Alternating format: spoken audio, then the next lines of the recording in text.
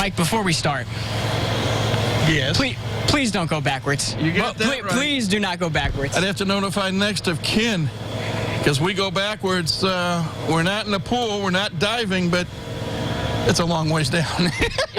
If you can't tell, we are sitting high atop the left field wall here at Parkview Field. How far a drop do you think that is down to the warning track? Well, I can tell you, looking at the yellow lines, at the foul pole to the left of us, it's 15 feet high.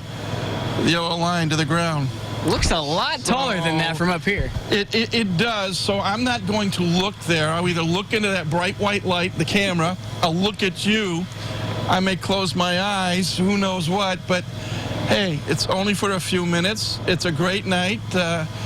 We're taping this after a tin cap win on Thirsty Thursday. Over 7,600 fans in the ballpark. A 5-2 win.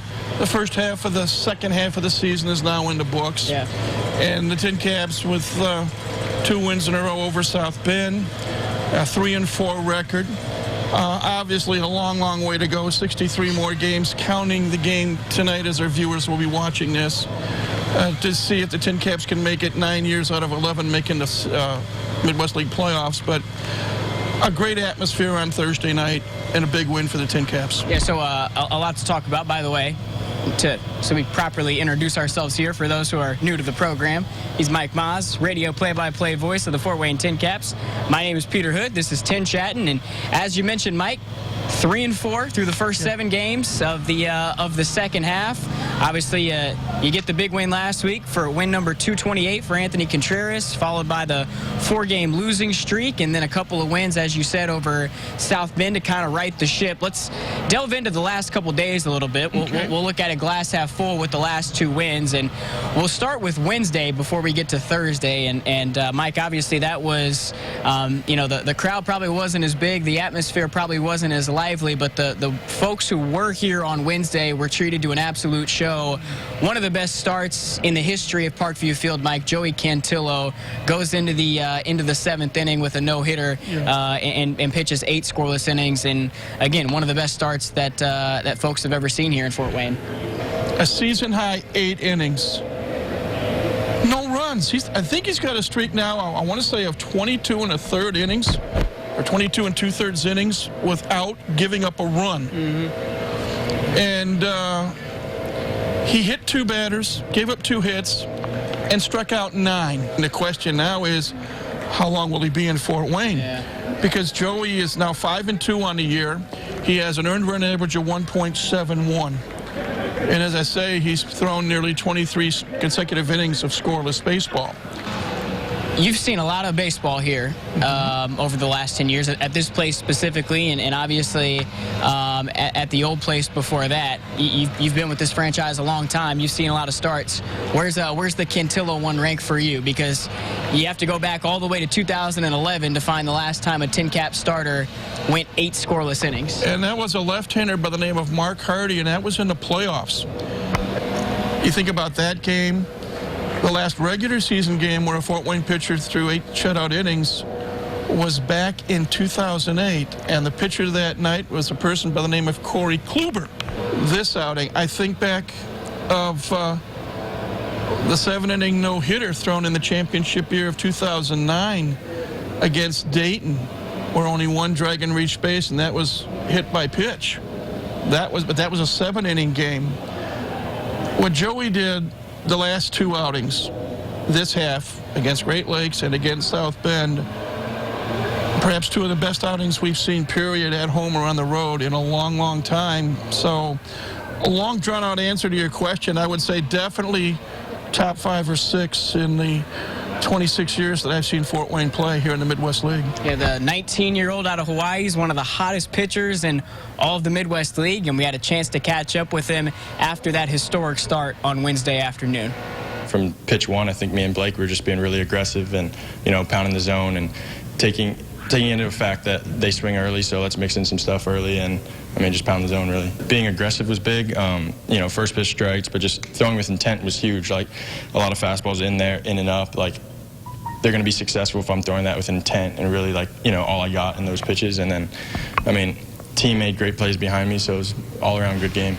Mike, so obviously Cantillo was electric on Wednesday. Tough act to follow if you're Ryan Weathers, having to come on the bump and follow Cantillo on Thursday. And as you mentioned earlier, I mean, he has struggled a little bit, you know, with some injuries. Got off to that hot start in April, which obviously allowed him to get that all-star nod, but has had some struggles since then. But I would say that, and you know, feel free to disagree, but I'd say Thursday is probably the best we've seen him look in quite some time, being able to go 4 innings, like you said, just 2 hits and 4 strikeouts. Without a doubt. And of course, the key, any pitcher and any pitching coach will tell you, the key to being successful on the mound is to get ahead of the hitters.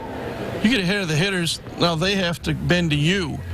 You don't have to use as much energy. You don't have to throw as many pitches. But you can use your full repertoire, whether it's the 2-seam fastball, 4-seam fastball, slider, curve, changeup, whatever it is you throw. If you get ahead of the hitter, now the hitter's on the defensive, and he doesn't know what you're going to throw. You get more self-confidence in your ability to throw strikes. And Ryan did that.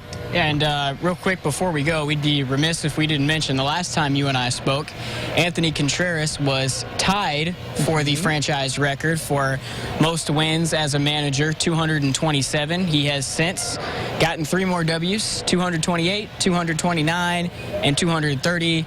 AC now alone on the top of that list. And you know something? The person that Anthony Contreras is, right now that number 1 all-time in wins and the number 230 in counting, doesn't mean as much to him. It will mean something to him down the road as he progresses in his career as a hopefully manager or coach or whatever it turns out up the ladder. But right now, his job is to develop the current roster, and he has developed it very well, as evidenced by the amount of players that have moved on from Fort Wayne and have made it the San Diego or other major league teams. So AC now the all-time winningest manager in franchise history. What's that mean? It means he gets to sit down with sports director Justin Prince. What was that moment like for you on Thursday night when you were able to, you know that you surpassed, you know, one of your former coaches? To be honest, like when we got the last out, I was just thinking like any other win until Matt Williams, our pitching coach, kind of said congratulations, and it didn't really register until everybody else looked at me and were giving me hugs and kind of congratulating me. And then I said to myself, I was like, oh, it kind of happened, you know. And obviously the number snuck up on me because I'm honestly not thinking about the number. For me, it's having the opportunity the last 3.5 years to be able to come back here and do something special like that. When you look back at your past 3.5 seasons here, what sticks out to you the most? To see the end result of Fernando Tatis and Ty France and Logan Allen and Austin Allen get to the big leagues and see the 2.60 to the show highlights, you know, like that's the stuff that like resonates with me and tells me that I'm in a good spot right now and that I'm doing something that I love, and I'm grateful for the opportunity every single day. And now I'm leading this group of guys here in 2019 that are going to have the chance to be in the same spot as those guys. You look like you can still go out there and play a little bit of baseball too. Do you enjoy getting to be able to go out here and throw a ball around and maybe hit the ball around a little bit and maybe show the kids, hey, I can do this stuff too? Yeah, of course. Like I grew up a competitor, you know. There's days when I want to kind of put myself out there and show them what I can do. Obviously my reaction time and you know, speed is not the same as it was before. But yeah, like it all connects together. You know, if I can be disciplined with myself, if I can be disciplined with my actions, like I think that's the first thing you need to do if you want to be able to lead somebody, is to lead yourself. And I think that's the first step in setting a good example. I know obviously you're a big family guy and it's not easy having them not here in Fort Wayne, but how much have they played a role in what you've been able to do here and what you've been able to do in your career? They're everything to me. My wife has, you know, been there since I started playing pro ball, you know, and grateful that she, you know, is okay with me being able to leave every single year and do something I love while taking care of the kids and, you know, being the person that keeps everything together. And once I get home, once the season's over, you know, it's family time 100% of the time.